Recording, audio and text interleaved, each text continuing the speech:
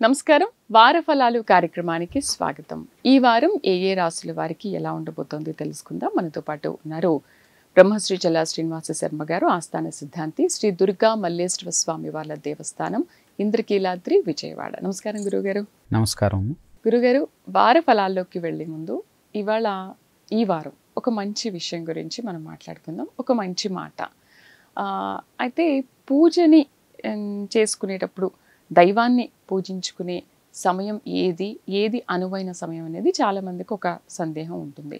కొంతమంది అంటుంటారు సూర్యోదయానికి ముందే పూజ అయిపోవాలి, అదే కాక యజమానే పూజ చేయాలి అని అంటుంటారు. యజమాని అందుబాటులో లేకపోతే ఇల్లాలు చేయొచ్చా? అసలు ఏ సమయంలో దేవుణ్ణి మనం ప్రార్థించుకోవాలి, దీపం ఎప్పుడు పెట్టుకోవాలి తెలియజేస్తారా? తప్పనిసరిగా. ఎప్పుడూ కూడా దైవ పూజ అనేటటువంటిది సూర్యోదయానికి పూర్వం చేయటం అనేది ఉత్తమమైనటువంటిది. చక్కగా సూర్యోదయానికి ముందే దంతధామనం చేసుకొని చక్కగా స్నానం చేసుకొని భగవద్ నామస్మరణ పూజ ఏది అనుకుంటే అది చేసుకోవటం అనేది ఉత్తమం. తదుపరి ఉదయం సూర్యుడు ఉదయించిన తర్వాత చేసుకునేటటువంటి పూజకు కూడా ఫలితం ఉంటుంది. లేదు అనేటటువంటిది లేదు. భగవద్ నామాన్ని ఎప్పుడు స్మరించినా ఉంటుంది. కాకపోతే ఆ ఫలితంలో తేడా ఉంటుంది. ఫలితం ఉంటుంది, ఫలితంలో తేడా ఉంటుంది. ఫస్ట్ గ్రేడ్, సెకండ్ గ్రేడ్ అంతే. అలానే ఉదయం 10 గంటల సమయంలోనూ చేసుకోవచ్చు.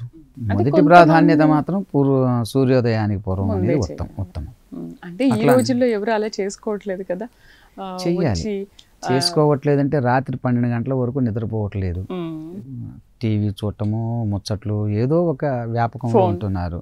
అది వ్యాపార లావాదేవీలు కావచ్చు, ఇంకోటి కావచ్చు, ఏదైనా కావచ్చు. దానివలన వారు మార్నింగ్ బిఫోర్ సూర్యోదయానికి ఏ విధంగా లేవగలుగుతారు? లేవలేరు. మినిమం 8 గంటలు నిద్రించాలని చెప్పి వైద్యులు చెప్తూ ఉన్నారు. ఆరోగ్యంగా ఉండాలి అంటే సమయం సరిపోవట్లేదు కదా. కాబట్టి మనం పగులే పనులన్నీ కూడా చక్కగా పూర్తి చేసుకొని మనం సాయంత్రం రాత్రి 7:30 మ్యాక్సిమం 8 గంటలు లేదా 8:30 కల్లా మనం కనుక నిద్రించినట్లయితే ఆ సమయానికి లేవగలుగుతాం, దైవప్రార్థన చేసుకోగలుగుతాం. అలా ఎవరు ప్లాన్ చేసుకుంటారో వాళ్ళకి దైవం తప్పనిసరిగా అనుకూలిస్తుంది. వాళ్ళు చేసుకోగలుగుతారు, చేసుకుంటున్నారు ఈ రోజు కూడా. అలాంటి వారికి ఆ మంచి ఫలితాలు ఉంటూనే ఉంటాయి. అలా కాని వారికి కూడా ఫలితాలు ఉంటాయి, కానీ తక్కువగా, ఇంత శీఘ్రంగా, ఇంత విధి విధానంగా ఉంటాయి. మొత్తానికి చేసినటువంటి ఏ పూజ, భగవంతుడికి ఇచ్చిన ఏది కూడా వృధా అవ్వదు. కాబట్టి మధ్యాహ్నం చేసుకోవచ్చు, అలానే సాయంత్రం ప్రదోషకాలంలో చేసుకోవచ్చు. అది మామూలుగా మనం యథావిధిగా చేస్తాము. కానీ పూజ అనేది 12 లోపు చెయ్యొద్దు, 12 తర్వాత దీపం పెట్టకూడదు అని అంటూ ఉంటారు కదా. దీపారాధన అనేది ఉదయం పూటే చేయాలి. ఇంట్లో నుంచి లేచి స్నానం చేసి చెప్తున్నాం కదా, సూర్యోదయానికి పూర్వమే స్నానం ఆచరించాలి. స్నానం ఆచరించాము అంటే ఆటోమేటిక్గా వెంటనే దీపారాధన చేయాలి అంతే. ఫస్ట్ అది చేసిన తర్వాతనే ఏ పనులైనా. కాబట్టి ఇక తర్వాత దీపారాధన చేసేదేముంది. అయితే యజమాని పూజ చేయాలని అంటూ ఉంటారు కదా, అది ఎంతవరకు వాస్తవం? అదొక సందేహం. ఎవరి పూజ వారిదే. కాబట్టి పూజ అంటే మీరు చేసుకునేటటువంటి మీరుంటే, యజమాని చేసుకునేటటువంటిది యజమాని ఉంటుంది.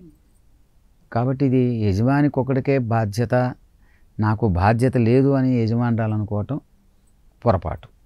తప్పనిసరిగా యజమానురాలు చేసుకునే ఆమె సమయం వేరుగా ఉంటుంది. మీరు చేసుకునేది మీరు చేసుకోవాల్సిన యజమాని చేసుకునేది, లేదా ఇద్దరు కలిసి చేసుకునేటువంటిది మరీ ఉత్తమం. వారికి యజమానికి ఉండేటటువంటి బయట వృత్తిపరమైనటువంటి వాటికి అనుకూలాన్ని బట్టి వెళ్తూ ఉంటారు. యజమానురాలు ఇంట్లోనే ఉంటుంది కాబట్టి చేసుకోవచ్చు.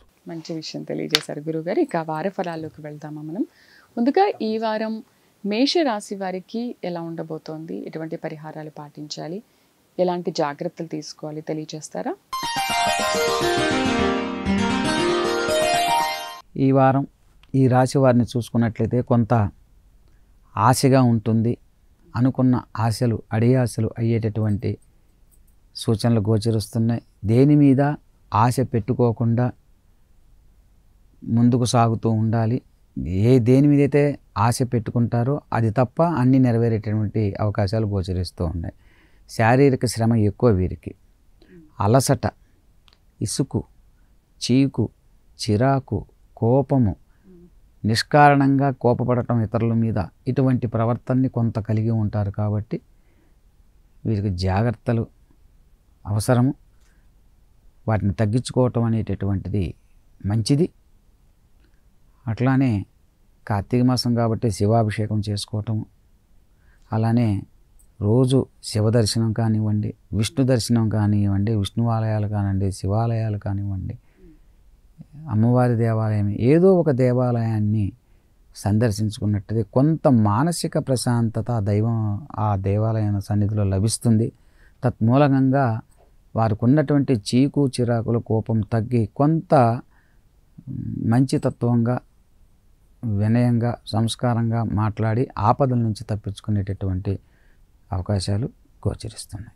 ఎటువంటి పరిహారాలు కూడా ఇటువంటి పరిహారాలే దేవాలయాలకు సందర్శించుకోవడం, ఇటువంటివి చేయటం వల్ల చాలా సరిపోతుంది. గురువుగారు, తదుపరి వృషభ రాశి వారికి ఈ వారం ఎలా ఉండబోతోంది? ఎటువంటి పరిహారాలు పాటించాలి వివరిస్తారా? ఈ వారం ఈ రాశి వాళ్ళకు చూసుకున్నట్లయితే ఎక్కడ చూసినా కూడా వీరిదే పైచేయిగా ఉంటుంది. వ్యవహారాలు అనుకూలిస్తాయి. కుటుంబములతో విందు వినోదాల్లో గడుపుతారు. క్షేత్రాలను సందర్శిస్తారు. క్షేత్రంలో ఉన్నటువంటి దేవాలయాలని సందర్శించుకుంటారు.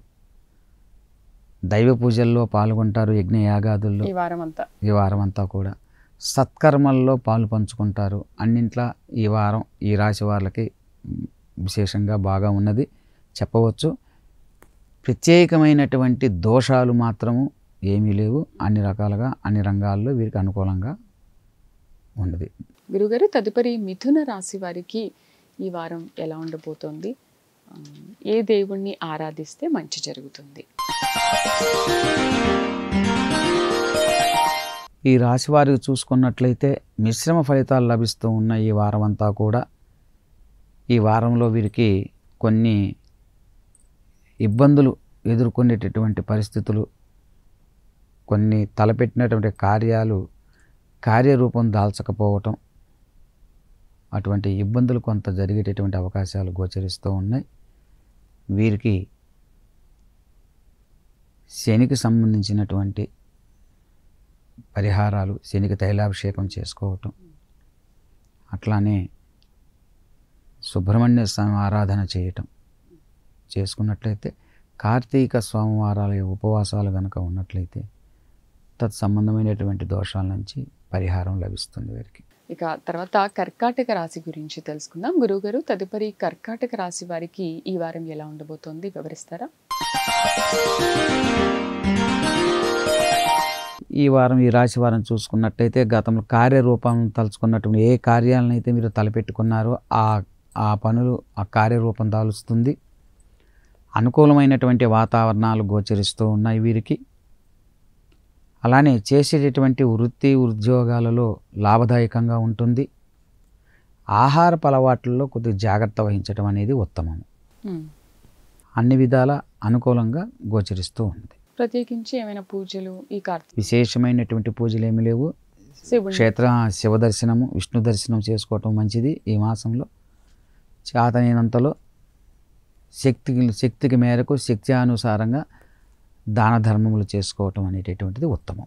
అంటే ఈ వారంలో ఎప్పుడైనా వాళ్ళ రాశికి సంబంధించి ఏం దానం చేయాలో అది చూసుకొని చేసుకుంటే మంచిది, శ్రేష్టం.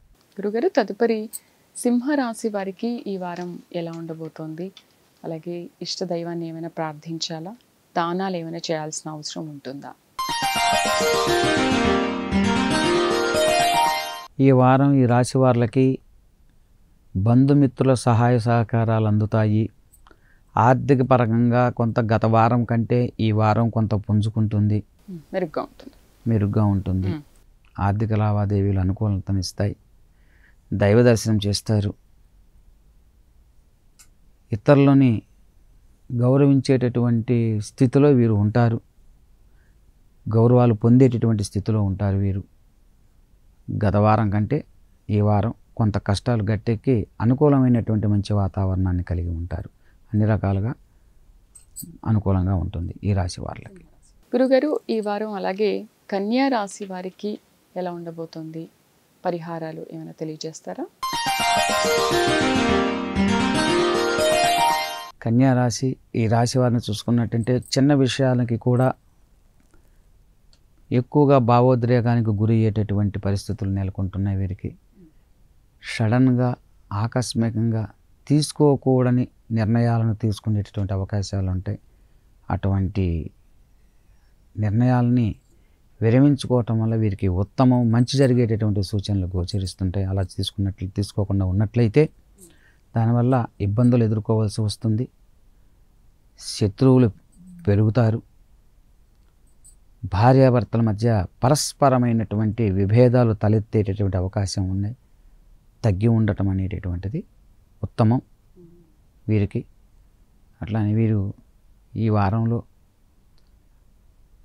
ఈ మనకి క్షేత్రంలో వెలిసినటువంటి ఇంద్రకీలాద్రి విజయవాడ దుర్గా దేవాలయంలో కుంకుమార్చన గావించినట్లయితే కొంత మంచి ఫలితం ఉంటుంది. అలానే శివాభిషేకం, రుద్రహోమాల్లో గనక పాల్గొన్నట్లయితే మంచి జరిగి తత్సంబంధమైనటువంటి ఇబ్బందుల నుంచి తొలగి ఉపశమనం కలిగేటటువంటి పరిస్థితులు నెలకొంటాయి.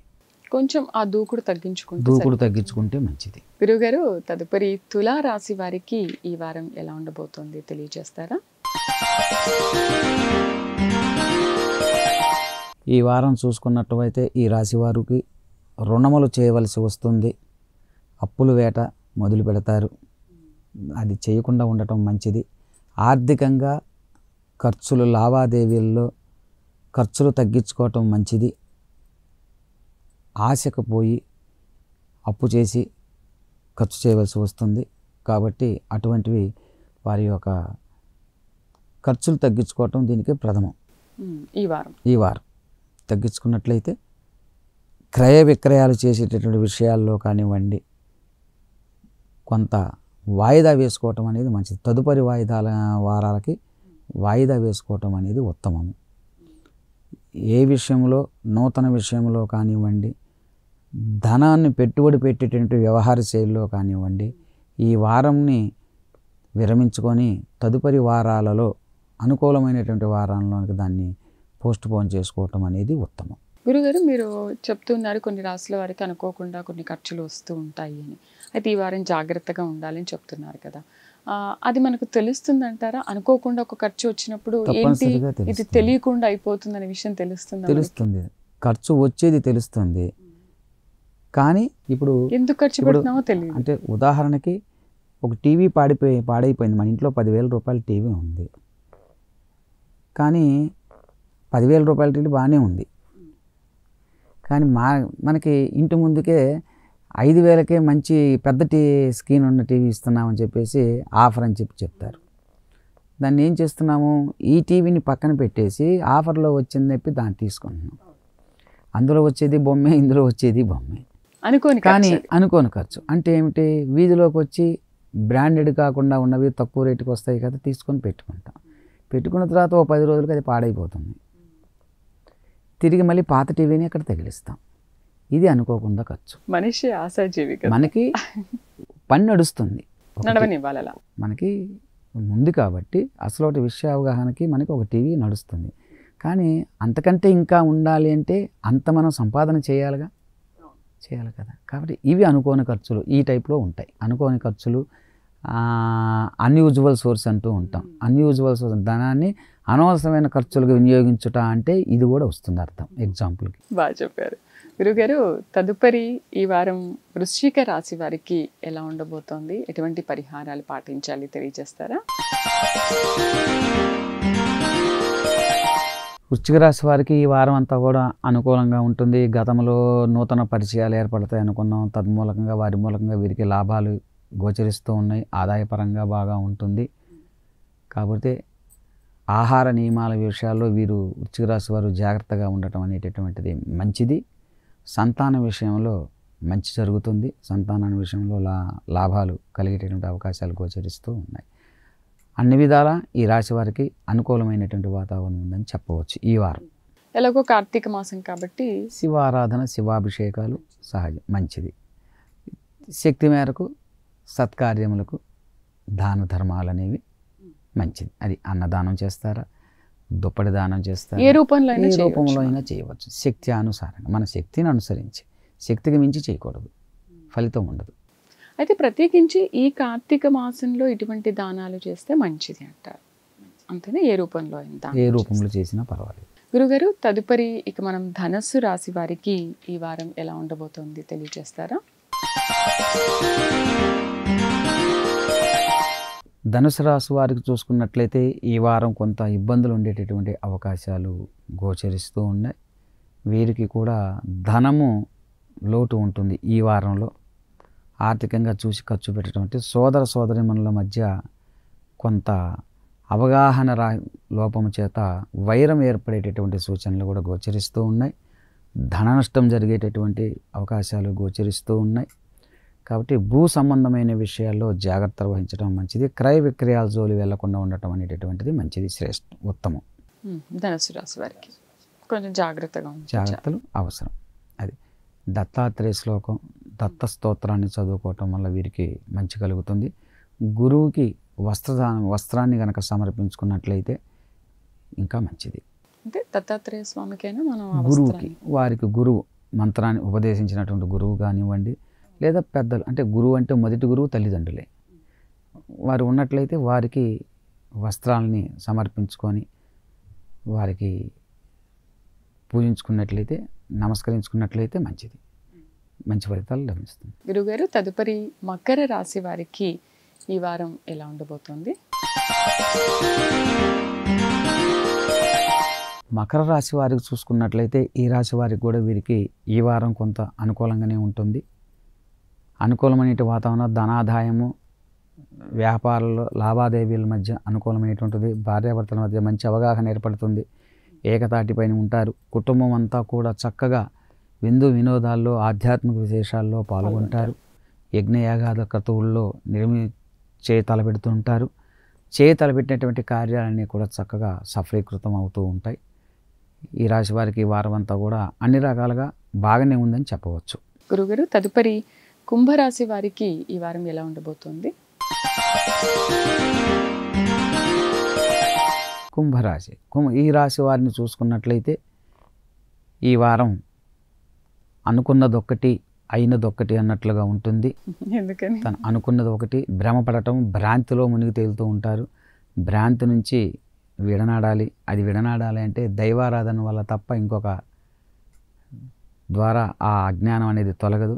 కాబట్టి నిత్యము క్రమం తప్పకుండా ఈ వారం అంతా కూడా సూర్యోదయానికి పూర్వమే లేచి చక్కగా భగవద్ నామస్మరణ శక్తి మేరకు 5 నిమిషాలు కానివ్వండి, 10 నిమిషాలు కానీ చేసుకుంటూ చక్కగా ఆర్థిక లావాదేవీల జోలి పోకుండా అనుసరిస్తూ ఉన్నట్లయితే వీరికి కొంత మంచి జరిగేటటువంటి అవకాశాలు ఉన్నాయి. శివాలయ దర్శనాలు లేదా విష్ణువాలయాల దర్శనాలు కనుక చేసుకున్నట్లయితే ఉత్తమం.